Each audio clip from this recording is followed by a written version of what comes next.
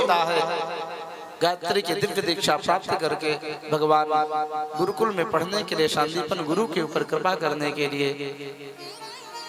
उज्जैनीपुरी अवंतिकापुरी गए हैं। वहां पर 64 दिन तक निवास किए दाऊ जी के साथ और समस्त वेद वेदांगों उपनिषदों का दिव्य ज्ञान प्राप्त किया, समस्त कलाओं के दिव्य ज्ञान को धारण किया। इसके अनंतर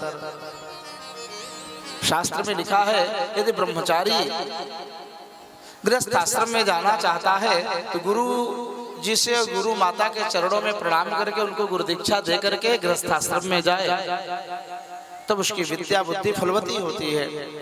कन्हैया दाऊ के साथ गुरु जी के पास पहुंचे, संदीपन जी के चरणों में प्रणाम किए हैं। हे गुरुदेव, अब मैं गृहस्थ आश्रम में जाना चाहता हूँ, आपकी अनुमति चाहिए।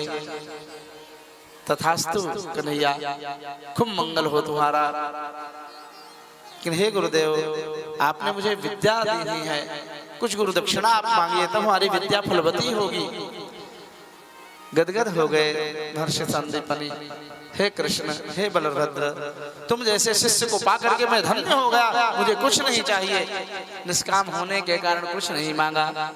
लेकिन कन्हैया कहते हैं गुरुदेव, यदि आप कुछ गुरु दक्षिणा नहीं लेंगे तो मेरी विद्या फलवती नहीं होगी। और इस प्रकार से बच्चों को बैठा दो शांति से। और इस प्रकार से आज संदीपन जी ने कहो है कन्हैया, जाकर के अपनी गुरु माता से पूछ लो, यदि उन्हें कुछ चाहिए तो उनको दे दो गुरु दक्षिणा के रूप में। जब ही दाऊ जी के साथ कन्हैया गुरु माता के कुटी में पहुंचे हैं, माता के चरणों में प्रणाम किया।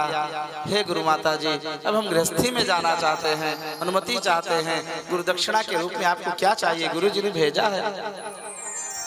जो ही श्याम सुंदर ने ऐसा कहा, एक टक श्याम सुंदर के सावले सलोरे रूप को देख करके निहारती हुई गुरु माता के आंखों में आंसू आ गए। कन्हैया, तुम जाना चाहते हो? लाला, इतने दिनों से तुम आए हो, मुझे बहुत आनंद आता था, तुम्हें देख करके तुम्हारे साथ रह करके मुझे बहुत सुख मिलता था। हे श्याम सुंदर, अब तुम चले जाओगे तो मुझे बहुत दुख होगा। क्यों? क्योंकि मेरे भी एक बालक था, समुद्र में डूब करके मर गया। जाते तुम हमारे द्वार पर आए, गुरुकुल में आए, वादते हम अपने पुत्र के शोक को भूल गई थी। कन्हैया, तुम चले जाओगे तो मैं फिर से दुखी हो जाऊंगा। कन्हैया, ये तुम देना चाहते हो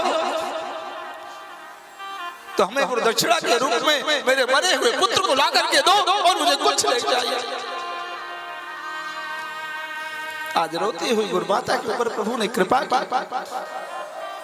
और इस प्रकार से आज भगवान दाऊ जी को लेकर के समुद्र के तट पर पहुंचे। समुद्र नारायण प्रकट होकर के कहते हैं, हे प्रभु, मैंने तो आपके गुरुपुत्र को नहीं मारा, हाँ हमारे अंदर एक पंचजन्य नाम का दैत्य रहता है, उसी ने आपके गुरुपुत्र का वध किया होगा। भगवान ने समुद्र में जा करके उस दैत्य के साथ भयंकर युद्ध करके उसका वध किया, पांचजन्य शंख प्राप्त किया। दिवंगत आत्मा नरक लोक में जाती है अपने कर्म का भोग करने के लिए, प्रायश्चित के लिए। भगवान दाऊ जी के साथ यमालय गए हैं, संयमनी पुरी गए हैं दक्षिण दिशा में। और जो ही पांचजन्य शंख को बजाया बड़े वेग से, भगवान के शंख ध्वनि को सुन करके पूरा यमालय कांपने लगा, थर थर कांप। और इस प्रकार से यमराज का सिंहासन कंपायमान हो गया। जो ही द्वार से बाहर यमराज आए, कौन है जो मेरे नगरी को भयभीत कर रहा है? आकर के देखा तो प्रत्यक्ष नारायण आए हमारे द्वार पर, चरणों में प्रणाम किया। भगवान ने यमराज को आज्ञा देनी है, हे धर्मराज, मेरे गुरुपुत्र कर्म के बंधन के कारण यहाँ पर आए हैं, मेरी आज्ञा है गुरुपुत्र को ला करके मुझे दो, मैं गुरु माता को गुरु दक्षिणा के रूप में देना है। गुरुपुत्र महीहानि तव निज कर्म निबंधनम आनयस्व महाराज वत्शासन पुरस्कृतः। ये ब्रह्म तत्व है, भगवान है। यमराज के ऊपर भी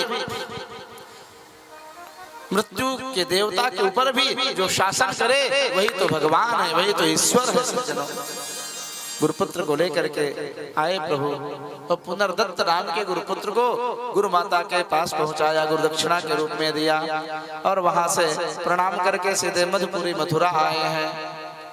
और यहाँ पर आकर के